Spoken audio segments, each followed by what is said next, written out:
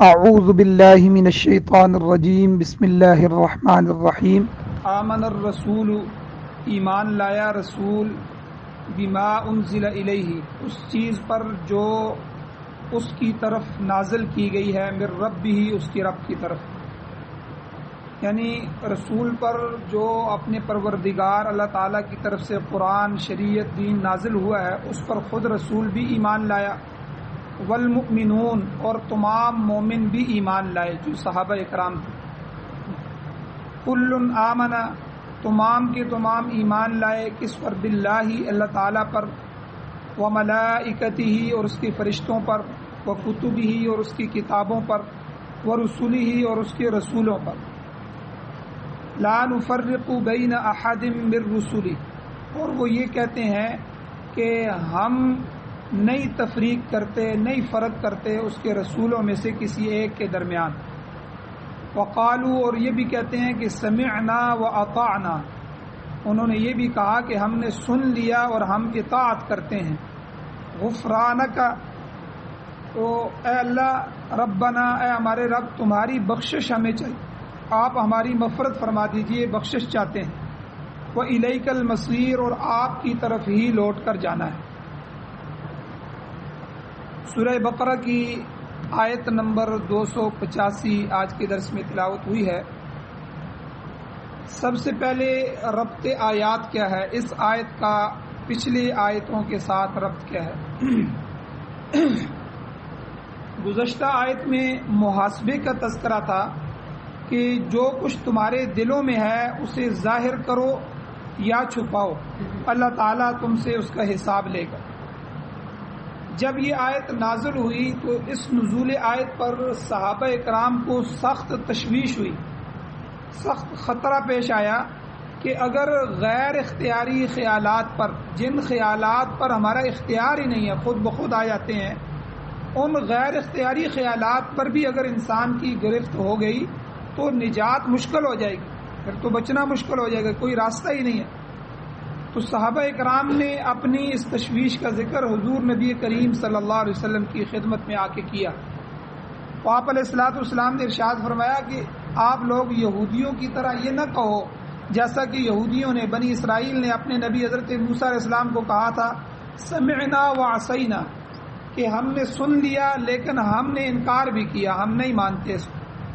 کیا مطلب کہ اے موسیٰ، جو آپ کتاب لے کے آئے ہیں مان گئے ہیں، یہ اللہ کی کتاب ہے، سب کچھ ہے، لیکن اس میں تو بڑے مشکل احکام ہیں، بڑے سخت حکم موجود ہیں، ان پر تو ہم عمل نہیں کر سکتے، یہ تو مشکل ہے، تو سنیں گے ضرور، مانیں گے ضرور، لیکن عمل نہیں کریں گے۔ تو حضور نے فرمایا صحابہ کو، بلکہ اس قسم کی صورتحال میں آپ یوں کہیں، سمعنا وعصینا کی جگہ سمعنا واطعنا کہیں، اے اللہ، ہم نے سن بھی لیا اور ہم نے اطاعت بھی کی، مان بھی لیا۔ اس کے بعد اللہ تعالیٰ سے اپنی معافی مانگو۔ چنانچہ صحابہ اکرام نے دل کی پوری محبت کے ساتھ کہا، سمعنا واطعنا غفرانک ربنا وإلیک المصیر۔ تو یہ جو ہے پچھلی آیتوں کے ساتھ اس آیت کا ربط ہے۔ اب اس آیت میں حقیقت کے اندر اللہ تعالیٰ نے صحابہ اکرام کی تعریف اور مدح فرمائی ہے، صحابہ کی تعریف فرمائی گئی ہے، کیونکہ انہوں نے دلی محبت کے ساتھ اللہ تعالیٰ کے احکام کو قبول کیا اور اس میں کسی قسم کی تاخیر نہیں کی، کسی قسم کا تردد اور شک میں نہیں پڑے، کسی قسم کے لیت العل سے کام نہیں لیا، بلکہ اللہ کے حضور اپنی عاجزی کا اظہار کیا، جس کی وجہ سے اللہ تعالیٰ کو صحابہ کی یہ ادا پسند آئی۔ اور اس کے ساتھ ساتھ حضور علیہ الصلوۃ والسلام کا ذکر مبارک بھی ہے، جس کی وجہ سے صحابہ کی شان مزید بلند ہو گئی۔ مولانا اشرف علی تھانوی رحمۃ اللہ علیہ فرماتے ہیں کہ اس آیت میں اللہ تعالیٰ نے صحابہ کے ساتھ حضور نبی کریم صلی اللہ علیہ وسلم کا ذکر کر کے یہ بات واضح کی ہے کہ صحابہ کرام بھی حضور کی طرح ایماندار تھے، اور ان کے ایمان حضور کے ایمان کے ساتھ ملے ہوئے تھے۔ اگرچہ پیغمبر کا ایمان اکمل درجے کا ہوتا ہے، یاد رکھیں، ایک درجہ نارمل ایمان کا ہوتا ہے، جیسے میرا آپ کا ایمان نارمل ہے، ہم حالات کا مقابلہ نہیں کر سکتے، اگر کوئی بات آ جائے تو ہم اپنے ایمان کو چھپانے کی بھی کوشش کر لیتے ہیں، ٹھیک ہے، کبھی جھک بھی جاتے ہیں، تو یہ نارمل اور اس سے کم تر درجے کے ایمان ہیں. اور صحابہ کا جو ایمان ہوتا تھا وہ کامل ایمان ہوتا تھا، کامل ایمان، مکمل، کامل. اور جو انبیاء کا ایمان ہے وہ اکمل ہوتا ہے، کامل سے بھی اعلیٰ درجوں کا ایمان ہوتا ہے کہ جو ہے انبیاء ہوتے ہیں وہ ان پر کئی قسم کے حالات آتے ہیں، کسی حالات میں وہ گھبرانے والے نہیں ہوتے. چاہے قوم ان کو چیر دے، چاہے قوم ان کو قتل کر دے، چاہے قوم جو ہے ان کے خلاف ہو جائے، چاہے ان کو در بدر کر دے، چاہے پتھروں کے اندر مار مار کے ان کو دفن کر دے. لیکن انبیاء کا ایمان اس درجے کا ہوتا ہے کہ وہ اللہ کا پیغام پہنچا کے رہتے ہیں، وہ اس میں جو ہے عزیمت کا رستہ اختیار کرتے ہیں، رخصت کی طرف نہیں آتے. تو حضور کا ظاہر بات ہے ایمان جب اکمل ہے تو یہاں صحابہ کے ایمان کو حضور کے ایمان کے ساتھ جوڑ کے ذکر فرمایا کہ جس طرح حضور ایمان لائے اس طرح صحابہ ایمان لائے. تو یہ صحابہ کی وہ تعریف قرآن نے بیان فرمائی ہے کہ جس طرح کسی اور طبقے کی تعریف بیان نہیں کی. یعنی جس طرح حضور کا ایمان ہے، اگرچہ پیغمبر کا ایمان اکمل درجے کا ہے، صحابہ کا ایمان کامل درجے کا ہے، مگر دونوں طرح کے ایمانوں کو باہم آپس میں ملانے سے صحابہ کرام کے درجات کی بلندی کی نشاندہی ہوتی ہے. اور اللہ نے اس آیت کے اس ٹکڑے میں صحابہ کرام کے ایمان کی گواہی دی. اور آج کئی قسم کے بے ایمان لوگ ہیں، رافضی، وہ کہتے ہیں جی ابو بکر نعوذ باللہ وہ کافر تھے، عمر کافر تھے، عثمان کافر تھے، صحابہ مرتد ہو گئے تھے، وہ حضور کے ساتھ ملے تھے تو منافق بن کے ملے ہوئے تھے، وہ تو حکومتیں چاہتے تھے، انہوں نے اپنی بیٹیاں بھی حضور کو اسی لیے دی، تو حضور نے اپنی بیٹیاں بھی ان کو دی. تو یعنی یہ طبقہ دنیا کا ذلیل ترین طبقہ ہے جو صحابہ پر انگلی اٹھاتا ہے. آپ یہاں دیکھیں کہ اس آیت کے ٹکڑے میں اللہ کیا کہہ رہے ہیں؟ آمن الرسول، رسول ایمان لایا کس پر؟ بما انزل الیہ من ربی، اس کی رب کی طرف سے جو چیز اس پر نازل ہوئی ہے، جو قرآن نازل ہوا ہے، جو دین نازل ہوا ہے، جو شریعت نازل ہوئی ہے، اس پر پیغمبر بھی ایمان لایا، والمؤمنون، اور ایمان والے بھی ایمان لے کے آئے. یہ دونوں ایمان والے اس وقت جو مخاطب تھے وہ صحابہ کی جماعت تھی. تو یعنی یہ دونوں طبقے، رسول اور ایمان والے صحابہ، یہ دونوں کا ایمان اللہ نے یکجا جمع کیا، یکجا ذکر کیا. تو یہ وہ صحابہ کی مدح ہے، وہ تعریف ہے جو رہتی دنیا تک، قیامت کی صبح تک جو ہے وہ لوگوں کی زبانوں پر رہے گی. اور یہ رافضی اور صحابہ دشمنی میں جو ہے وہ اسی طرح ذلیل ہوتے رہیں گے. تو اس لیے جو لوگ صحابہ پر انگلی اٹھاتے ہیں وہ گویا کہ اپنے ایمان پر انگلی اٹھا رہے ہیں. ایک بات اور دوسری، صحابہ اکرام کی اس اطاعت گزاری پر اللہ تعالیٰ نے جو ہے یہ پورا جملہ ارشاد فرمایا، آمن الرسول بما انزل الیہ من ربہ والمؤمنون، کہ جو چیز رسول کی طرف، رب کی طرف سے اتاری گئی ہے، رسول اس پر ایمان لایا اور اس کے ساتھ مومن بھی ایمان لائے. یہاں پر دو چیزیں ثابت ہوئی. ایک بات تو یہ ثابت ہوئی کہ شریعت صرف نبی پر نازل ہوتی ہے، کسی غیر نبی پر نازل نہیں ہوتی. یہاں صحابہ کو نہیں کہا گیا کہ صحابہ پر الگ سے شریعت ہے. اگر جو ہے حضور نے کیا کہا؟ حضور نے فرمایا اگر میرے بعد کوئی نبی ہوتا تو وہ عمر ہوتا. کیا مطلب؟ کہ میرے بعد نبوت کا سلسلہ ختم ہو گیا ہے، حضرت عمر میں وہ صفات موجود ہیں کہ اگر اللہ نے کسی نبی کو بنانا ہوتا، نبوت جاری ہوتی تو حضرت عمر کو بنایا جاتا. یعنی صحابہ کے اندر ایسی صفات موجود تھیں. اگر کتاب نازل کرنی ہوتی، نیا دین لانا ہوتا، یا شریعت لانی ہوتی، یا وہی بھیجنی ہوتی تو صحابہ زیادہ مستحق تھے. تو یہاں صحابہ سے حضور کو الگ کیا گیا.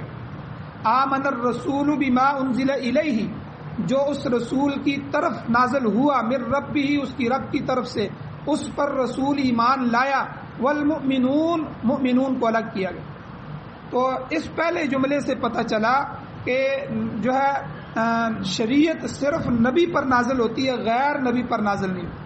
اب یہاں سے ایک بات اور پتہ چل گئی کہ یہ جو مرزائی ہیں، قادیانی ہیں، جس نے نبی علیہ الصلوۃ والسلام کے بعد نئی نبوت کا دعویٰ کیا کہ میں نیا نبی ہوں اور میرے اوپر کتاب اتری ہے، میرے اوپر وحی آتی ہے، تو یہ جھوٹا ہے، کذاب ہے، دجال ہے. اور حضور علیہ الصلوۃ والسلام نے یہی کہا تھا کہ میرے بعد کئی کذاب آئیں گے، کئی دجال آئیں گے، وہ کہیں گے کہ میں جو ہے ہم نبی ہیں، لیکن یاد رکھنا میرے اوپر نبوت کو ختم کر دیا گیا، میرے بعد اب کوئی نبی آنے والا نہیں. اب اسی آیت سے یہ بات ثابت ہو رہی ہے کہ حضور کو صرف کہا گیا کہ حضور ایمان لائے، تو اس سے پتہ چلا کہ شریعت صرف نبی پر نازل ہوتی ہے، غیر نبی پر جو ہے شریعت نہیں آتی۔ اور دوسری چیز یہاں سے یہ ثابت ہوئی کہ صحابہ بھی اس چیز پر ایمان لائے جس پر پیغمبر ایمان لایا، تو یہ صحابہ اکرام کی مدح اور تعریف ہوئی اور ان کی حوصلہ افزائی ٹھہری، اور کیفیت اس وقت یہ پیدا ہوئی جب کہ صحابہ نے کمال عاجزی اور انکساری کے ساتھ اللہ کے حکم کو قبول کیا اور اپنی لغزشوں پر معافی طلب کی، تو پھر اللہ نے ان کو یہ انعام عطا فرمایا۔ اچھا، ایک بات اور سمجھیں، اس سے آگے ایمان کے اللہ ارکان بیان فرما رہے ہیں، یہ یہاں بات ختم ہوگی، آگے اللہ ایمان کے ارکان، ایمان مجمل، ایمان مفصل آپ حضرات پڑھتے ہیں، تو ایمان مفصل تفصیل ایمان کے جو ارکان ہیں وہ اللہ اس آیت کے اس جملے میں اس سے یہاں سے آگے بیان فرما رہے ہیں۔ اللہ کہتے ہیں کل، وہ سارے کے سارے پیغمبر رسول بھی اور ایمان والے صحابہ بھی، وہ سارے کے سارے، کل آمنا، وہ سارے کے سارے ایمان لائے ان 5 چیزوں پر۔ کون سے؟ باللہ، سب سے پہلے اللہ تعالیٰ پر ایمان لائے، کل آمن باللہ و ملائکتہ و کتبہ و رسلہ، اور اسی طرح جو ہے یہ ساری چیزیں اللہ نے اس میں بیان فرمائی۔ تو سب سے پہلے فرمایا کل آمن باللہ، سب کے سب صحابہ اکرام اللہ تعالیٰ پر ایمان لائے۔ تو بنیادی طور پر ایمان کے 5 ارکان ہیں، یہ بات ذہن میں رکھیں، 5 ارکان ہیں جن کی دل سے تصدیق کرنا ضروری ہے، دل سے ماننا ضروری ہے، ورنہ ایمان مکمل نہیں ہوگا۔ یہ ارکان جو ہے، سب سے پہلے اللہ تعالیٰ پر ایمان لانا، پھر فرشتوں پر ایمان لانا، پھر رسولوں پر ایمان لانا، پھر اللہ کی نازل کردہ ساری کتابوں پر ایمان لانا، پھر قیامت کے دن پر ایمان لانا۔ یہ 5 چیزیں ہیں۔ شاہ عبد القادر محدث دہلوی رحمۃ اللہ علیہ جنہوں نے ترجمہ قرآن لکھا ہے، قرآن کا ترجمہ لکھا ہے، تو انہوں نے آمنا کا ترجمہ کیا ہے مان لیا، ایمان لانا نہیں کیا بلکہ مان لیا، یعنی مان لینا دل سے ہوتا ہے، کسی چیز کو دل سے جو بندہ مان لیتا ہے اس کو کہتے ہیں مان لیا۔ تو آمنا کا ترجمہ یعنی دل سے تسلیم کیا، گویا دل سے تصدیق کرنے کا نام ایمان۔ اگرچہ زبان سے اقرار بھی لازم ہے، دیکھیں ہم 2 چیزیں کرتے ہیں، ایک زبان سے کہتے ہیں اچھا جی ہم ایمان والے ہیں، ایک ہم دل سے اس پر مطمئن ہوتے ہیں، ایک ہم کہتے ہیں اللہ ہمارا رب ہے، یہ میں نے زبان سے بولا، ایک دل میں بھی یہ کیفیت پیدا ہوئی ہے کہ واقعی وہ اللہ میرا رب ہے۔ یہ عقیدہ جو ہوتا ہے یہ دل کی بات ہوتی ہے جس کو ہم زبان پہ لے کے آتے ہیں، اصل بات اندر کی ہوتی ہے، دل کی ہوتی ہے، دل سے تصدیق ہوتی ہے، اور پھر وہ اس کی تکمیل جو ہے وہ تصدیق قلبی سے ہی ہوتی ہے کہ دل اس کی تصدیق کر کے اس کو مکمل کرتا ہے۔ ایمان مجمل جو ہم پڑھتے ہیں اس میں کیا ہے؟ آمنت باللہ، میں ایمان لایا اللہ پر، کما ہوا، جیسا بھی وہ ہے، جس طرح بھی اللہ ہے میں اس اللہ پر ایمان لاتا ہوں، بِأَسْمَائِهِ، اس کے ناموں کے ساتھ، جتنے بھی اللہ کے نام ہیں میں ان سب ناموں کو مانتا ہوں، ان ناموں کے ساتھ میں اللہ پر ایمان لے کے آتا ہوں، وَصِفَاتِهِ، اور اس کی جتنی صفات ہیں میں ان سب کو تسلیم کرتا ہوں۔ ٹھیک ہے، آمنت باللہ کما ہوا بِأَسْمَائِهِ وَصِفَاتِهِ وَقَبِلْتُ جَمِيعَ أَحْكَامِهِ، میں اس کے سارے احکامات کو مانتا ہوں، قبول کرتا ہوں، جو جو حکم اس نے مجھے دیے ہیں وہ میری نجات کے لیے ہیں، وہ میرے لیے دیے ہیں، اپنے پیغمبر پر وہی نازل کی ہے، قرآن مجید میں بتائے ہیں، میں ان سارے احکامات کو مانتا ہوں۔ آگے 2 جملے اللہ نے فرمائے، حضور علیہ الصلوۃ والسلام نے فرمائے، اقرار باللسان و تصدیق بالقلب، یہ جو میں باتیں کہہ رہا ہوں میں اپنی زبان سے اس کا اقرار کرتا ہوں، و تصدیق بالقلب، اپنے دل سے اس کی تصدیق کرتا ہوں۔ یہ 2 چیزیں ضروری ہیں، یاد رکھیں، اگر آدمی زبان سے اقرار کرے اور دل سے نہ مانے یہ منافق ہے۔ منافق یہی تھے، حضور کے سامنے آتے تھے، حضور ہم تو آپ کے مجلس میں بیٹھنے والے ہیں، ٹھیک ہے، ہم تو آپ کو ماننے والے ہیں۔ جب کافر کے پاس جاتے تھے تو کافروں کو کہتے تھے بادشاہو انما نحن مستہزئون، ہم تو ان سے استہزاء کرتے ہیں، ٹھٹا مذاق کرتے ہیں، ویسے ہی گپ شپ لگاتے ہیں، ہم تو آپ کے ساتھ ہیں۔ اصل میں وہاں ان کے پاس اس لیے جاتے ہیں، مجبوریاں ہیں تو ہم وہاں مسلمانوں کے پاس بھی بیٹھ جاتے ہیں، اصل میں ہم تمہاری برادری کے ہیں، ہمارا تمہارے ساتھ ساتھ۔ تو یعنی یہ منافق ہوتا ہے جو کسی بات کا زبان سے اقرار کرے لیکن دل سے انکار کرے، اور اگر زبان سے اقرار کرے اور دل سے بھی اقرار کرے تو یہ مومن ہے۔ اور اگر زبان سے اقرار نہ کرے، انکار کر دے اور دل سے بھی انکار کرے کھلا مکھلا، تو یہ تو کافر ہے۔ تو اس لیے دونوں چیزیں ضروری ہے، اقرار باللسان و تصدیق بالقلب، زبان بول رہی ہو اور دل اس کا ساتھ دے رہا ہو، دل اس عقیدے پر جمع ہو۔ اسی لیے فقہا نے یہ مسئلہ لکھا ہے، علماء اور مفتیان یہ مسئلہ بتاتے ہیں، اللہ کے کسی ایک حکم میں بھی اگر آپ کو شک پڑ گیا تو آپ کا ایمان جائز ہے۔ مثال کے طور پر کسی عالم نے آخرت کا تذکرہ کیا کہ ایک دن ایسا آنے والا ہے جس میں اللہ حساب لیں گے، اللہ سامنے کھڑا کریں گے، پل صراط ہوگی اور میزان ہوگا، اللہ وزن کریں گے، تولے اعمال تولے جائیں گے، اور جو ہے جنت ہوگی، جہنم ہوگی، جنت کی یہ نعمتیں ہوں گی، اور اتنی اتنی عمر ہوگی، ایسی حسین جوانی ہوگی، لا زوال ہوگی، یہ ساری چیزیں، اور جہنم کی یہ جو ہے صفات ہیں۔ اگر کوئی بیان کرتا ہے تو آپ کے دل میں شک پیدا ہو جائے کہ پتہ نہیں یار یہ بات ہوگی کہ نہیں، ہوگی کہ بھی نہیں، یہ کیسے ہوگا، یہ ہوگا وہ ہوگا، شک پڑ گیا تو آپ سمجھے گئے ایمان گیا، ایمان چلا گیا۔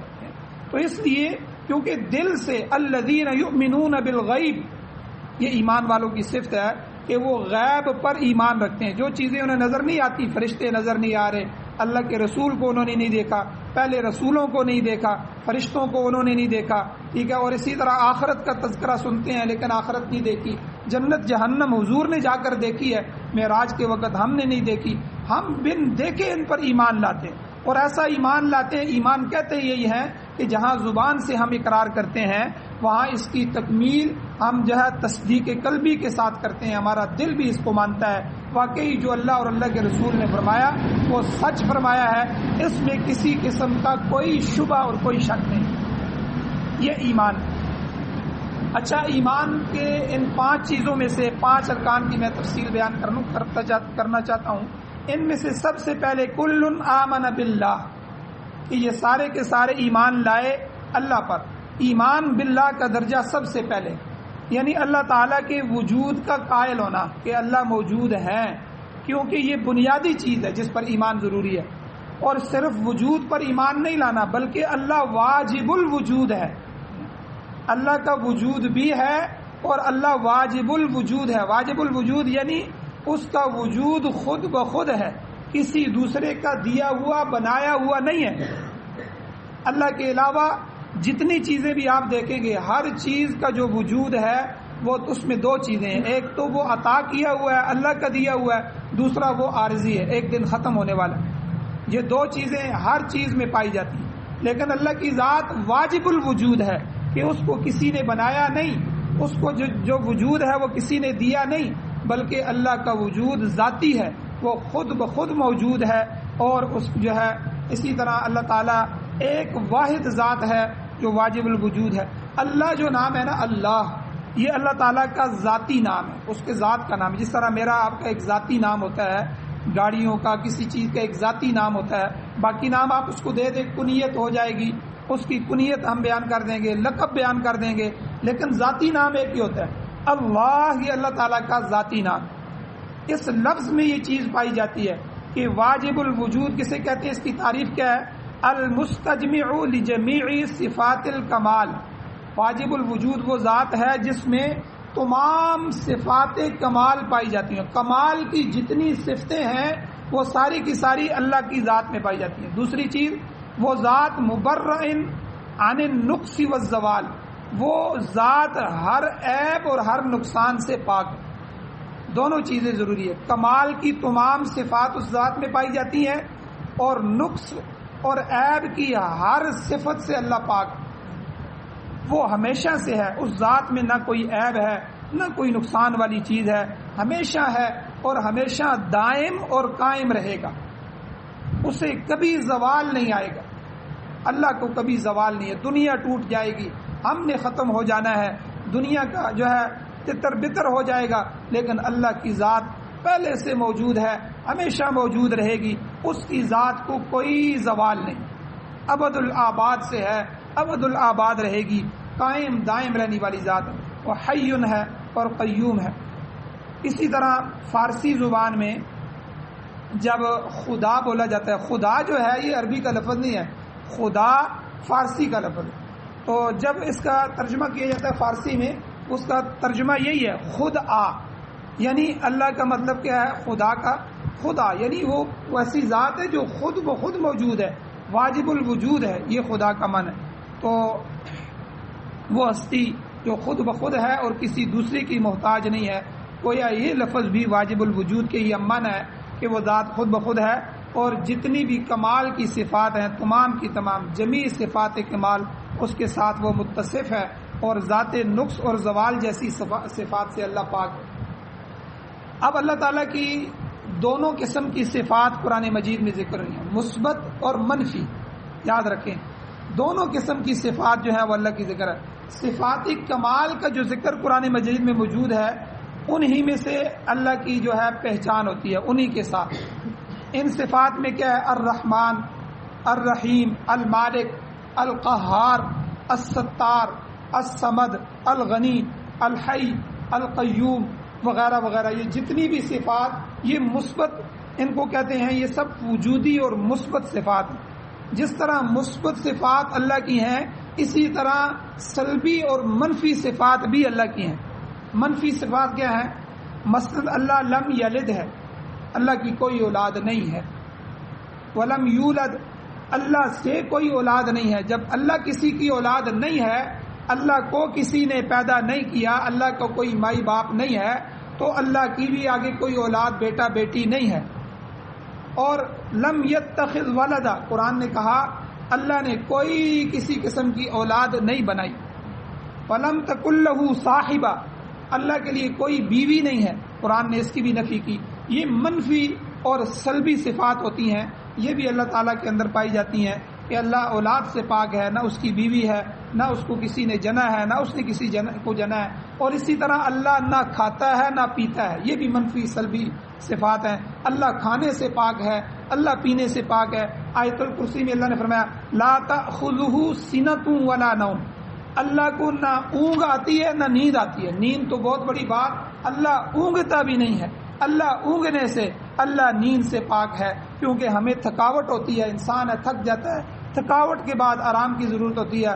اللہ تھکنے سے پاک ہے، اللہ کو کوئی تھکاوٹ نہیں ہوتی۔ اللہ نیند سے پاک ہے، اللہ اونگ سے پاک ہے۔ اللہ تعالیٰ ان تمام عیبوں سے اور نقصان والی صفات سے پاک اور منزہ ہے۔ جب ہم لفظ کہتے ہیں سبحان اللہ کہ اللہ پاک ہے، تو اس کا معنی یہی ہوتا ہے کہ اللہ تعالیٰ نقصان اور عیب والی صفات سے بالکل پاک ہے، نہ اس کو تھکاوٹ ہوتی ہے، نہ اس پر موت طاری ہوتی ہے۔ اللہ موت سے پاک ہے، اللہ جو ہے کے اوپر موت طاری نہیں ہوگی، یہ ساری صفات۔ اور جب ہم الحمدللہ کہتے ہیں اس کا بھی یہی معنی ہے کہ وہ تمام صفات کمال کا مالک ہے، تمام تعریفیں اس کے لیے۔ کیا مطلب؟ کہ مثبت جتنی صفات ہیں وہ ساری کی ساری اللہ کے لیے۔ سبحان اللہ جب کہتے ہیں تو منفی ساری صفات سے اللہ پاک ہے۔ تو ایک تو اللہ کی ذات پر یہ ایمان لائے، دوسرا جس طرح اللہ کی ذات پر ایمان لانا ضروری ہے، یاد رکھیں اسی طرح اللہ کی صفات پر بھی ایمان لانا ضروری ہے۔ دو چیزیں الگ ہیں، اللہ کی ذات کو ماننا، اللہ کی صفات پر ایمان لانا، یہ دونوں ضروری ہے۔ اس کے بغیر ایمان مکمل نہیں ہوتا۔ مثلا کوئی شخص اللہ تعالیٰ کی ہستی کو مانتا ہے کہ میں مانتا ہوں اللہ موجود ہے، مگر توحید کو نہیں مانتا، وہ ایماندار نہیں۔ کہتا ہے لیکن میں اللہ ایک نہیں مانتا، ایک کی بجائے دو یا تین الہ مانتا ہے۔ جیسے مجوسی ہیں، مجوسی کہتے ہیں ہم اللہ کو مانتے ہیں، اللہ بڑا خدا ہے، لیکن ہم آگ کی بھی پوجا کرتے ہیں، یہ بھی ہمارا خدا ہے۔ عیسائیوں کو دیکھیں، عیسائی کہتے ہیں اللہ سب سے بڑا خدا ہے، مانتے ہیں، کیوں نہیں مانتے؟ اللہ کی ہستی موجود ہے۔ لیکن عیسیٰ علیہ السلام بھی خدا ہے اور عیسیٰ کی ماں مریم بھی خدا ہے۔ ان اللہ ثالث ثلاثہ، اللہ تین میں سے ایک ہے، یعنی تینوں خدا ہیں۔ آپ دیکھیں یہ ماننا نہیں ہے، بلکہ اللہ کی جو صفات ہیں ان کو ماننا۔ اللہ کی صفت کیا ہے؟ اللہ اکیلا ہے، وحدہ لا شریک، وہ اکیلا ہے، اس کا کوئی شریک نہیں، یہ اللہ کی صفت ہے۔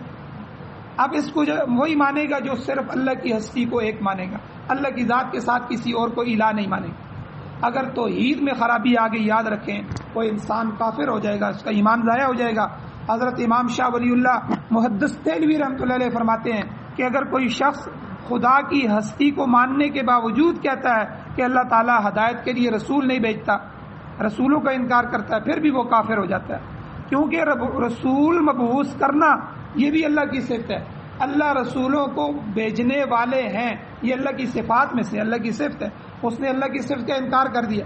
اللہ تعالیٰ نے حضرت آدم علیہ السلام سے لے کر حضور خاتم النبیین صلی اللہ علیہ وسلم تک 1,00,000 کم و بیش 24,000 انبیاء اور رسول بھیجے ہیں، اور آخر میں آپ علیہ الصلوۃ والسلام کو مکمل پروگرام دے کر جو ہے سلسلہ نبوت کو ختم کر دیا ہے۔ اب قیامت کا انتظار ہے، کوئی نیا پروگرام، کوئی نیا نبی لے کر آنے والا نہیں ہے، تو اس بات کو ماننا بھی ضروری ہے، یہ اللہ کی صفات میں سے۔ اسی طرح اللہ کی ایک صفت تقدیر ہے، تقدیر۔ حضرت ابو ہریرہ رضی اللہ تعالیٰ عنہ اور حضرت عبداللہ ابن عمر رضی اللہ تعالیٰ عنہ، ان دونوں کی روایت میں وضاحت اور تصریح ہے کہ جب تک کوئی تقدیر پر ایمان نہیں لائے گا تو اللہ تعالیٰ کی بارگاہ میں اس کی عبادت مقبول نہیں ہے۔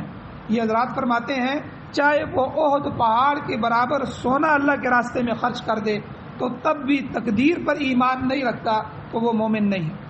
تقدیر کا مطلب یہ ہے، تقدیر کسے کہتے ہیں کہ جو کچھ کائنات میں ہو چکا ہے اور ہو رہا ہے اور آئندہ ہوگا، یہ سب کچھ اللہ تعالیٰ کے علم میں ہے، اس کی قدرت میں ہے، اس کی مشیت سے ہوتا ہے، اس کی چاہت سے ہوتا ہے۔ اللہ کے علم میں ہے، اس کی قدرت میں ہے اور اس کی چاہت سے ہو رہا ہے۔ اللہ نہ چاہے تو یہ نہیں ہو سکتا۔ اللہ چاہے تو کائنات تھم جائے، جو جہاں ہے وہیں رک جائے، اللہ چاہے تو ابھی کائنات ہلاک ہو جائے۔ اللہ کے علم سے کوئی چیز باہر نہیں ہو سکتی، اللہ کی قدرت سے کوئی چیز باہر نہیں ہے، اللہ کی مشیت اور ارادے کے بغیر کوئی چیز ہو نہیں سکتی۔ تو اسے کہتے ہیں تقدیر، جو ہو چکا، جو ہو رہا ہے، جو آئندہ ہوگا، ساری چیزیں اللہ کے علم میں ہیں، اللہ کی قدرت میں ہے، اللہ کی مشیت سے ہوتا ہے۔ اللہ سورہ اعلیٰ میں جو ہے 30ویں سپارے میں فرماتے ہیں والذی قدر فہدی، وہ اللہ وہ ذات ہے جس نے تمام چیزوں کو مقدر فرمایا اور پھر ان کو ان کی رہنمائی کی، ہدایت دی۔ لہذا لفظ اللہ میں تقدیر پر ایمان لانا بھی آ گیا، کیونکہ یہ اللہ کی صفت ہے اور اس کی تمام صفات پر ایمان لانا ضروری ہو گیا۔ ایک بات آج کے درس میں یہ سمجھ آ گئی، یہ پہلی چیز ہے 5 چیزوں میں سے، ارکان اسلام میں سے جو ہے 5 ارکان میں سے ایک چیز کی تفصیل آج کے درس میں بیان ہوئی ہے، باقی انشاءاللہ اگلے دروس میں آئے گی۔ تو اللہ کی ذات پر اور اللہ کی صفات پر ایمان لانا ضروری ہے۔ اگر ذات کا انکار کریں گے یا ذات کا انکار نہیں کرتے، ہستی کو مانتے ہیں لیکن اس کے ساتھ شریک ٹھہرائیں گے تو تب بھی کافر ہو جائے گا، اور اگر اللہ کی صفات کو نہیں مانے گا تو تب بھی کافر ہو جائے گا۔ اللہ جل شانہ سے دعا ہے اللہ ہمیں عمل کی توفیق عطا فرمائے۔ آمین۔ الحمدللہ رب العالمین والعاقبۃ للمتقین والصلاۃ والسلام علی رسولہ النبی الامی الکریم۔ اللهم ربنا آتنا فی الدنیا حسنۃ وفی الآخرۃ حسنۃ وقنا عذاب النار۔ یا اللہ ہماری کمیوں کوتاہیوں کو معاف فرمائیے، یا اللہ درگزر فرمائیے، صغیرہ کبیرہ گناہوں کو معاف فرمائیے۔ یا اللہ یہ جتنے بھی احکامات آپ نے قرآن مجید میں دی ہیں، یا اللہ ان پر عمل کرنے کی توفیق عطا فرمائیے۔ قرآن و سنت سے محبت نصیب فرمائیے، قرآن و سنت کو سننے، سمجھنے، سیکھنے، عمل کرنے اور اشاعت کرنے کی توفیق عطا فرمائیے۔ یا اللہ اس کی اشاعت اور غلبے کے لیے ہماری نسلوں اولادوں کو قبول فرمائیے۔ یا اللہ مظلوموں کی، مقروضوں کی مدد فرمائیے۔ یا اللہ جو بیمار ہیں ان کو شفا عطا فرمائیے، جو ایمان کی حالت سے اس دنیا سے جا چکے ہیں یا اللہ ان سب کی بخشش فرمائیے۔ ہم سب کو بھی قبر حشر آخرت کی تیاری نصیب فرمائیے، خاتمہ ایمان پر فرمائیے۔ یا اللہ حاضرین مجلس کی یا سامعین کی جتنے بھی یا اللہ جائز حاجات اور خواہشات ہیں جو ہمارے حق میں بہتر ہیں، یا اللہ بن مانگے عطا فرمائیے۔ صلی اللہ تعالی علی خیر خلقہ محمد وآلہ واصحابہ اجمعین برحمتک یا ارحم الراحمین۔